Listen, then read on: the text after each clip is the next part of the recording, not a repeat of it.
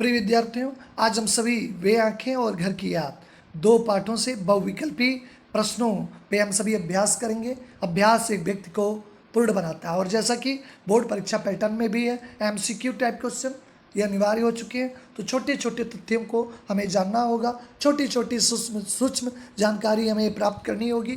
तो उसी कड़ी की लड़ी में आज हम सभी वे आंखें और घर की याद का बहुविकल्पी प्रश्नों का अभ्यास करेंगे।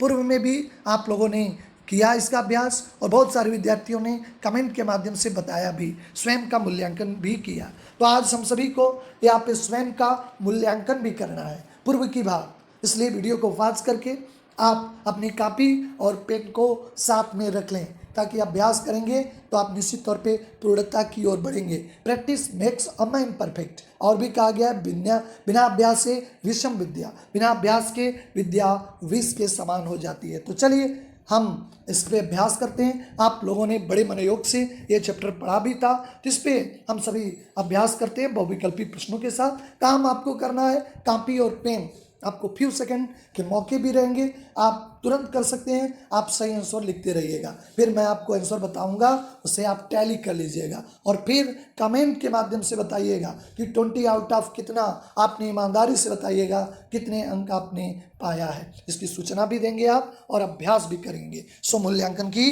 जो है इस कड़ी में चलिए हम सभी प्रश्नों की ओर बढ़ते हैं। देखिए, पहला प्रश्न आपका इस प्रकार है। पहला प्रश्न आपका आपके समक्ष है, ऐसे ही है। पहला प्रश्न इस प्रकार है कि दारुण शब्द का अर्थ है। पहला प्रश्न इस प्रकार है, दारुण शब्द का अर्थ है। पहला ऑप्शन है सरल, आवश्यक, अनंत, और चौथा ऑप्शन है कठोर। ध्यान से देखेंगे, इसका आंसर आप सभी लिखें। दारुण शब्द का अर्थ है सरल, आवश्यक, अनंत और कठोर। आशा है कि बहुत ही फ्यू सेकंड लगेंगे। कविता में आप इस शब्द को पढ़े थे, आपको कम समय लगेगा। चलिए आपको सही आंसर की ओर ले चलते हैं, कठोर। इसका आंसर है कठोर। चलिए फिर नेक्स्ट प्रश्न है, स्वाधीन किसान की आंखों में था। स्वाधीन किसान की आंखों में था। दूसरा प्रश्न है, स्वाधीन किसान की आंखों में था। पहला है ऑप्शन स्वाभिमान, सेकंड ऑप्शन है हर्ष, तीसरा है विषाद और चौथा है अभिमान। आप इसका सही आंसर लिख लें। स्वाधीन किसान की आंखों में था, पहला है स्वाभिमान, दूसरा है हर्ष, तीसरा विषाद और चौथा है अभिमान। आशा है कि आप फ्यू सेकंड में ही इसका आंसर लिख लिए होंगे। बहुत ही कम समय इसके आंसर लिखने में आपने लगाया होगा। चलिए इसके आंसर की ओर हम लोग बढ़ते हैं। आप आशा है कि लिख लिए होंगे। आंसर की ओर हम लोग बढ़ रहे हैं, आप अपने आंसर से मिलाइएगा। अभिमान, चौथा विकल्प इसका सही है, अभिमान ही होगा। चलिए अगले प्रश्न की ओर। हंसती थी जीवन की हरियाली। देखिए तीसरा प्रश्न इस प्रकार है, हंसती थी जीवन की हरियाली। पहला इसका ऑप्शन है गाय को देखकर, पुत्र से, दूसरा ऑप्शन है तीसरा घर से, चौथा ऑप्शन है फसलों के तृण से। ऑप्शन एक बार फिर देख लें, गायों को देखकर, पुत्र से, घर से एवं फसलों के तृण से। आप आशा है कि बस फ्यू सेकंड में इसका आंसर लिख लिए होंगे। जरूर इसका आंसर आप सभी कम समय में ही कर सकते हैं जब चैप्टर आप लोगों ने पढ़ा होगा। चलिए सही ऑप्शन की ओर बढ़ते हैं, फसलों के तृण से, ऑप्शन फोर्थ सही है। आइए प्रश्न संख्या 4, महाजन ने ब्याज में ना छोड़ा। महाजन ने क्या ब्याज में नहीं छोड़ा? इसके ऑप्शन है रुपया पहला, दूसरा है मोहरे, तीसरा है खेत और चौथा है कौड़ी। देखेंगे ध्यान से ऑप्शन, पहला रुपया, दूसरा मोहरे, तीसरा खेत और चौथा है कौड़ी। आशा है कि आप इसका आंसर लिख लिए होंगे बस फ्यू सेकंड में ही, क्योंकि चैप्टर आप बड़े मनोयोग से पढ़े थे। निश्चित तौर पे इसका आंसर आप फ्यू सेकंड, ओनली 5 सेकंड में आप अटेम्प्ट कर सकते हैं इसका आंसर। चलिए आंसर की ओर बढ़ते हैं। कौड़ी ने छोड़ी थी ब्याज में, आपने कविता में पढ़ा था। चौथा, रह रह कर आंखों में चुभती थी। ये 5वां प्रश्न है, रह रह कर आंखों में चुभती थी। रह कर आंखों में चुभती थी। ऑप्शन फर्स्ट उजरी गाय, सेकंड खेती, थर्ड बैलों की जोड़ी और चौथा है आपका पुत्र। फिर एक बार प्रश्न देख लें। रह कर आंखों में चुभती थी, पहला ऑप्शन है उजरी गाय, दूसरा है खेती, तीसरा है बैलों की जोड़ी और चौथा है पुत्र। चलिए आपको फ्यू सेकेंड, आशा है कि इसका आंसर आप बहुत ही कम समय में लिख सकते हैं और लिख लिए होंगे। ऑप्शन थर्ड रह कर चुभती बर्दों की जोड़ी, बर्दों को ही बैल कहा जाता है। ऑप्शन थर्ड सही है। प्रश्न संख्या 6 उजड़ गई खेती। प्रश्न संख्या 6 में उजड़ गई खेती, किस प्रकार की खेती उजड़ गई? ऑप्शन फर्स्ट चैन की, ऑप्शन सेकेंड समृद्धि की, ऑप्शन थर्ड विकास की, ऑप्शन फोर्थ सुख की। आशा है कि फ्यू सेकेंड आप इसका भी आंसर आप तुरंत ही लिख लिए होंगे। जल्दी करें, आप स्वयं का मूल्यांकन करना है ईमानदारी के साथ। आप अपने के बारे में बेहतर ढंग से जानते हैं और ईमानदारी से आप अपना मूल्यांकन भी कर रहे होंगे। पहला है चैन की, दूसरा है समृद्धि की, तीसरा है विकास की और चौथा है सुख की।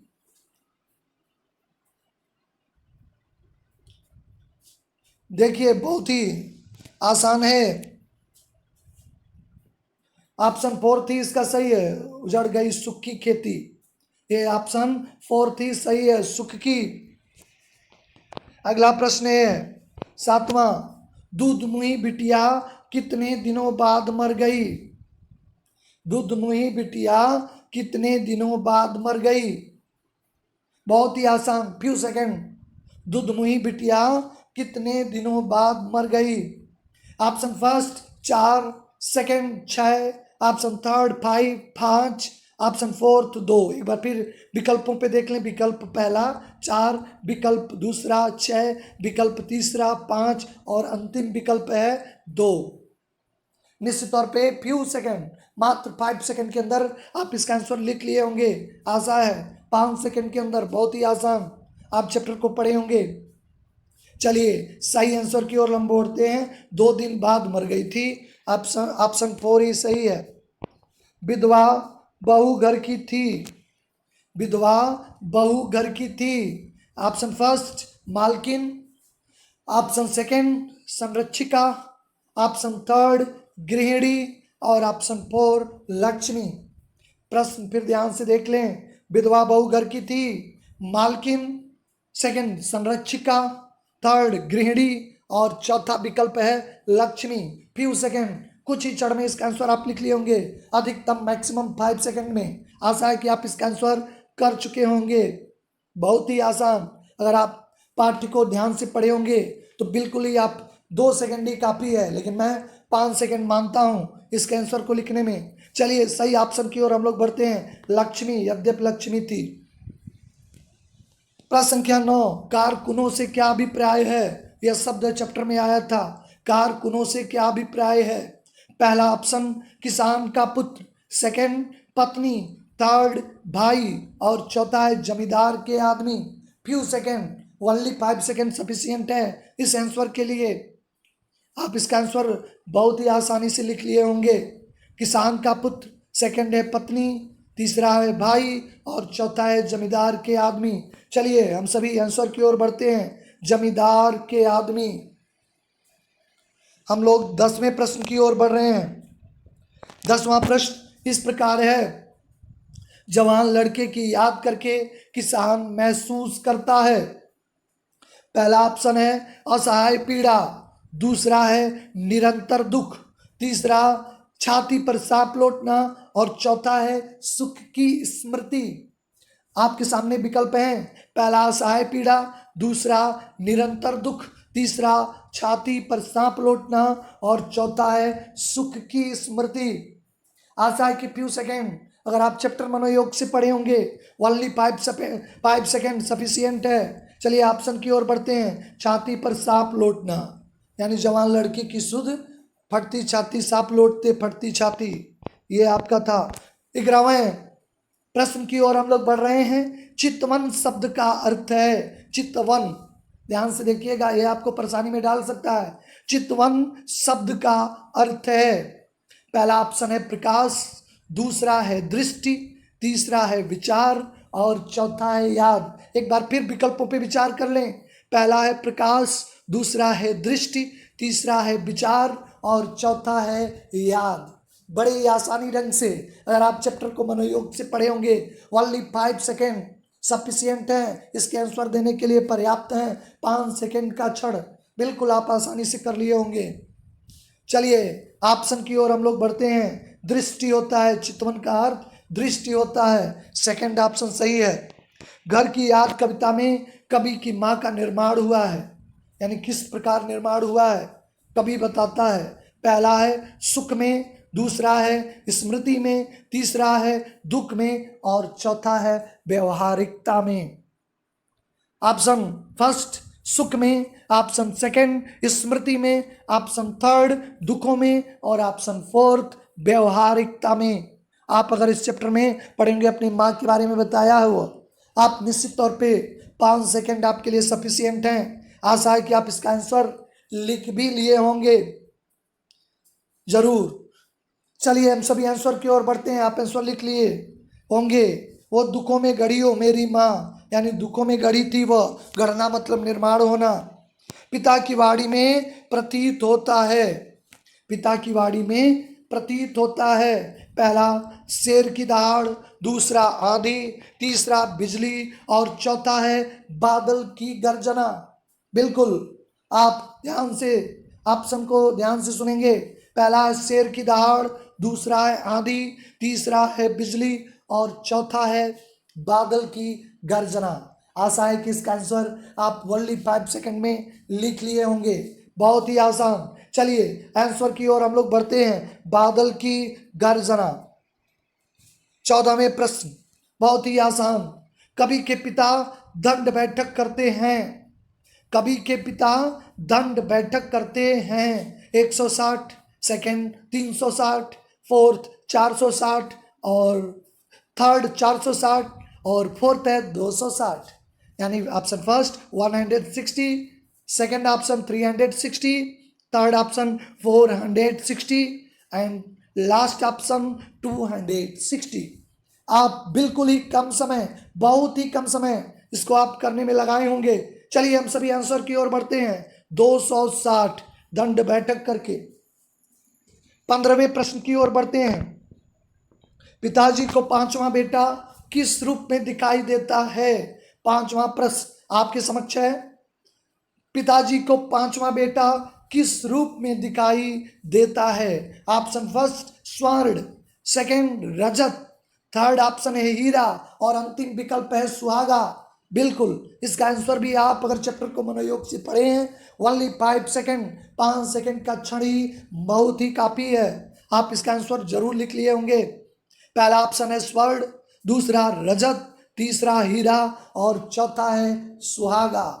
निश्चित तौर पे इसका आंसर कर लिए होंगे। हम सभी आंसर की ओर बढ़ते हैं। ऑप्शन 4 सुहागा ही सही है। चलिए 16वां प्रश्न, ये थोड़ा आपको परेशान कर सकता है। हेटे शब्द का क्या अर्थ है? देखिए शब्दों के अर्थ हैं वो थोड़े से परेशानी में जरूर डाल देते हैं अगर विवेचना न करें। हेटे शब्द का अर्थ है, पहला ऑप्शन है घृणित, दूसरा है कमजोर, तीसरा है तुच्छ और चौथा है बेकार। अगर आप हेटे पढ़े होंगे, बाकी बेटे लगे होंगे हेटे, तो निश्चित तौर पे आप इसका आंसर लिख लिए होंगे। इसके लिए भी 5 से 7 सेकंड काफ़ी है इसका आंसर लिखने के लिए। घृणित, कमजोर, तुच्छ और बेकार। आप इसका आंसर लिख लिए होंगे निश्चित तौर पे। हेटे शब्द का अर्थ क्या है? चलिए आंसर की ओर। ऑप्शन थर्ड तुच्छ है, छोटा होता है हेटे, तुच्छ कहते हैं उसे। चलिए 17वां प्रश्न की ओर हम लोग बढ़ते हैं। जेल गया है तो उचित है, यह आपकी माँ कहती है। जेल गया है तो उचित है, यह आपकी पहला नकल किया है, सेकंड प्रेरणा प्राप्त की है, ऑप्शन थर्ड इच्छा थी, ऑप्शन फोर्थ या अनुकरण। ऑप्शन फोर्थ है लीक या अनुकरण। पहला है नकल किया है, दूसरा है प्रेरणा प्राप्त की है, तीसरा है इच्छा थी और चौथा है ली ज्ञानकरण। प्रश्न है जेल गया है उचित है, यह आपकी नकल किया है, दूसरा प्रेरणा प्राप्त की है, तीसरा इच्छा थी और चौथा है लीक या अनुकरण है। 5 सेकंड का क्षण निश्चित तौर पे आपके लिए 5 सेकंड में इसका आंसर लिख लिए होंगे। चलिए हम सभी सही आंसर की ओर बढ़ते हैं। इसका सही आंसर है लीक या अनुकरण। लीक या अनुकरण है। 18वें प्रश्न की ओर हम लोग बढ़ रहे हैं। 18वां प्रश्न इस प्रकार है, कवि सावन को किस शब्द से संबोधित करता है कविता में? बहुत ही आसान, आप सभी बहुत ही कम समय लेंगे इसको करने के लिए। कवि सावन को किस शब्द से संबोधित करता है? ऑप्शन फर्स्ट रसीले, सेकंड रंगीले, थर्ड सजीले और ऑप्शन फोर्थ गर्वीले। बिल्कुल 5 सेकंड सफिशिएंट है, पर्याप्त है इसका आंसर लिखने के लिए, अगर आप चैप्टर को मनोयोग से पढ़े हैं। चलिए सही ऑप्शन की ओर, हे सजीले हरे सावन, निश्चित तौर पे सजीले होगा। 19वां प्रश्न है, कवि व्यस्त है, ये बताता है कविता में कवि व्यस्त है। पहला खेलने में, दूसरा खाने में, तीसरा काटने में और चौथा है घूमने में। आशा है कि 5 सेकंड का क्षण इस आंसर के लिए पर्याप्त है। खेलने में, खाने में, काटने में और चौथा है घूमने में। चलिए सही आंसर की ओर बढ़ते हैं। इसका सही आंसर है काटने में। काटने में व्यस्त हूं मैं, ये कहता है उसने। और अंतिम प्रश्न इस प्रकार है आपका, ध्यान से, और अब तक आपने मूल्यांकन किया होगा, सबको काउंट करिएगा। 20 यानी 20वां प्रश्न है, कवि भागता है। पहला ऑप्शन है जेल से, दूसरा है खेल से, तीसरा है स्वयं से और चौथा है आदमी से। कवि भागता है जेल से, दूसरा है खेल से, तीसरा है स्वयं से और चौथा है आदमी से। 5 second sufficient for this answer. इस आंसर के लिए 5 सेकंड का समय पूरी तरह से पर्याप्त है। 5 सेकंड का क्षण, निश्चित तौर पे आप अब तक आंसर इसका लिख लिए होंगे। चलिए हम आंसर की ओर बढ़ते हैं। इसका सही आंसर है चौथा, आदमी से। चौथा ही ऑप्शन इसका है कि वो आदमी से इस समय भागता है। आपने अपने स्वयं का मूल्यांकन किया होगा, आशा है आपको आनंद भी आया होगा, क्योंकि हम सीक्यू हैं, आपकी जिज्ञासा को बढ़ाते हैं और आपके लिए सबसे बड़ी बात, आप चैप्टर को सूक्ष्मता से पढ़ते हैं, आपके लिए बिल्कुल फायदेमंद रहा है। और आप जरूर कमेंट करके बताएंगे 20 आउट ऑफ आपने कितना किया है। इसका कई बच्चे पिछली बार कमेंट करके बताए थे, लेकिन संख्या उनकी थी लेकिन कम थी। अब की बार आप जरूर बताएंगे कमेंट करके कि आपका कितना आंसर सही था। बिल्कुल बहुत ही अच्छा आप लोगों ने प्रदर्शन किया होगा। इसी आशा के साथ अब यहीं पे विराम, नेक्स्ट वीडियो में आपसे मुलाकात होगी। आप सभी का धन्यवाद। हिंदी उत्कर्ष चैनल को आप लाइक और सब्सक्राइब करें ताकि आपको नई वीडियो का अपडेट मिलता रहे और आप अपने ज्ञान का अर्जन करते रहें।